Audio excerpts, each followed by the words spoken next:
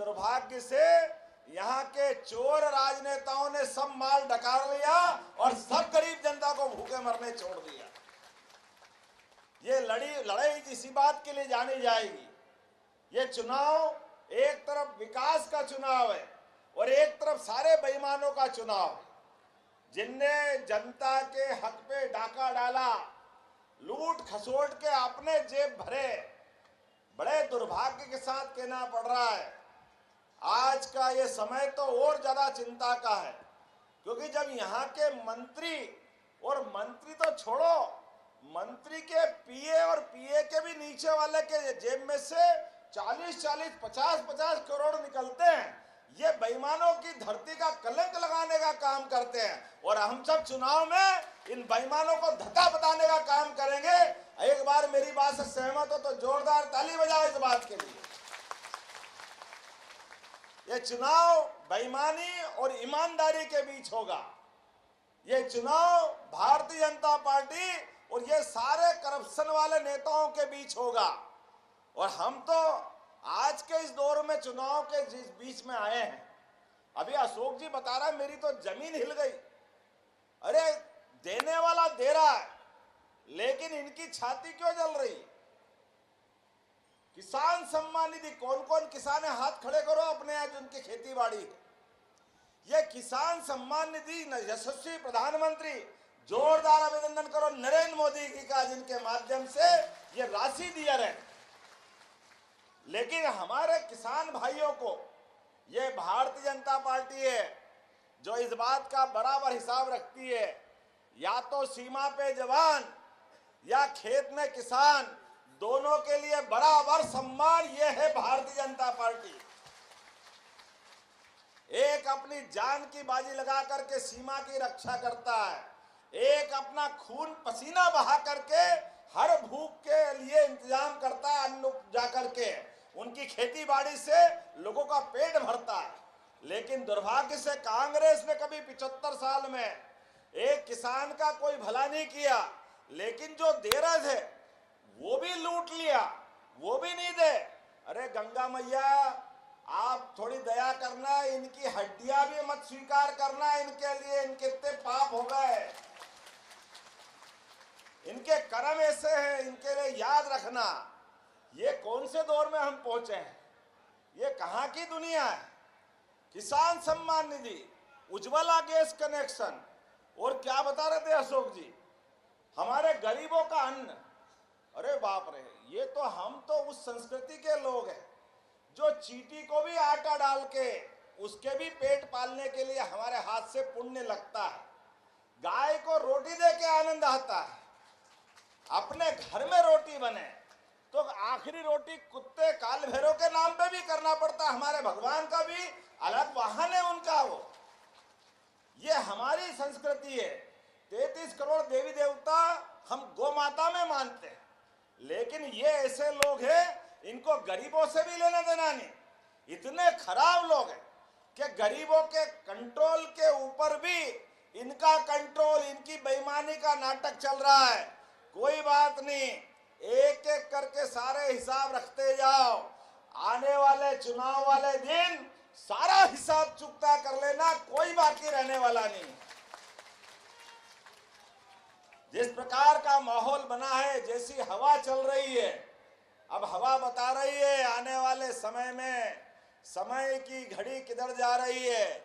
और मैं भगवान की दया से महाकाल की धरती से आता हूं, और महाकाल का मतलब ही समय के देवता। तो समय अच्छा चल रहा है झारखंड का। झारखंड का बुरा करने वाले अभी किसी लायक नहीं रहेंगे, ये पक्का है। किसी हालत में एक एक घर से एक एक वोट निकालना, किसी को मत छोड़ना, क्योंकि ये आपकी लड़ाई नहीं है, ये विकास की लड़ाई है। झारखंड में भगवान ने सब कुछ दिया, उनने कोई कोर कसर बाकी नहीं दी। यहाँ पे खनिज संपदा तो ऐसी दी है कि पूरा देश एक तरफ और झारखंड एक तरफ। इतनी भगवान ने इस रत्न गर्भा धरती माता ने आशीर्वाद दिया, लेकिन वो धरती माता को और भगवान को भी पता नहीं, उनको ये मालूम में कहाँ अटक गया मामला कि बीच में दाल भात में मूसलचंद पैदा हो गए, ये बेईमानी का खाने वाले पैदा हो गए और इतना खा रहे, मुझे मालूम नहीं कि रोटी खाते कि नोट खाते, जरा पूछ के आना भैया क्या खाते हैं। लेकिन ये गरीबों की हाय खा रहे हैं, ईमानदारों की हाय खा रहे हैं। और कबीरदास ने कहा है कि गरीबों की हाय से तो लोहा भी भस्म हो जाता है, आने वाला समय बताएगा इनको कि इनके क्या हाल होने वाले हैं। अब गरीबों का नेतृत्व करने के लिए दुनिया के सबसे बड़ी पार्टी के यशस्वी नेता श्रीमान नरेंद्र मोदी जी के नेतृत्व में पूरा देश, और देश तो क्या पूरी दुनिया, जरा देखो नरेंद्र मोदी जी का नेतृत्व, उनका जलवा देखो। दुनिया के सबसे बड़े बड़े देश अगर पलक पावड़े बिछाकर किसी का इंतजार करते, उस नेता का नाम है यशस्वी प्रधानमंत्री नरेंद्र मोदी।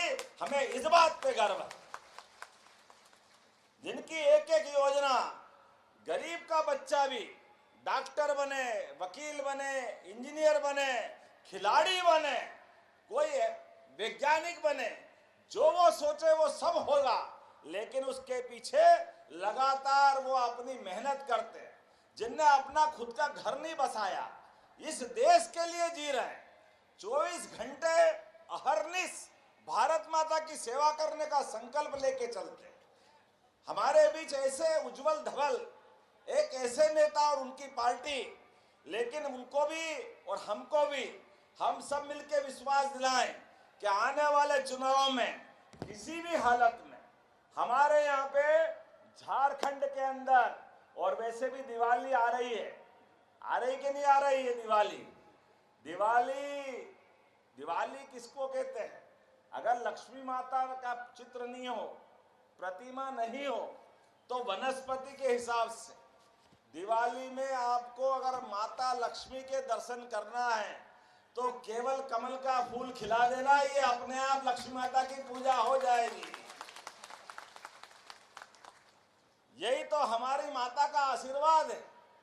इसलिए ये कटे पिटे हाथ वाले और पता नहीं कौन कौन उनके साथ वाले, ये हमारे देवी देवताओं से भी नफरत करते। इसलिए भगवान राम भी मुस्कुरा रहे हैं। तो 75 साल आजादी के निकल गए, इनको भगवान राम में भी श्रद्धा नहीं थी। ये लगातार अड़ंगे लगाते गए। अब आप बताओ, सरयू के किनारे दशरथ नंदन 4 भाइयों में भगवान श्री राम, दुनिया को मालूम कि भगवान राम का धाम कौन सा है, वो कहाँ के निवासी और राम राज्य में क्या क्या हुआ था।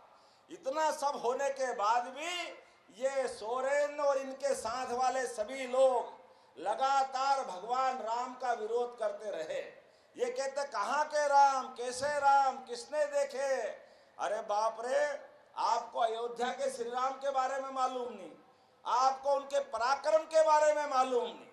आप महात्मा गांधी जी को भूल गए, जिनने सिवाय राम और प्राण भी छूटे तो आखिरी में हे राम बोल के उनने मोक्ष पाया।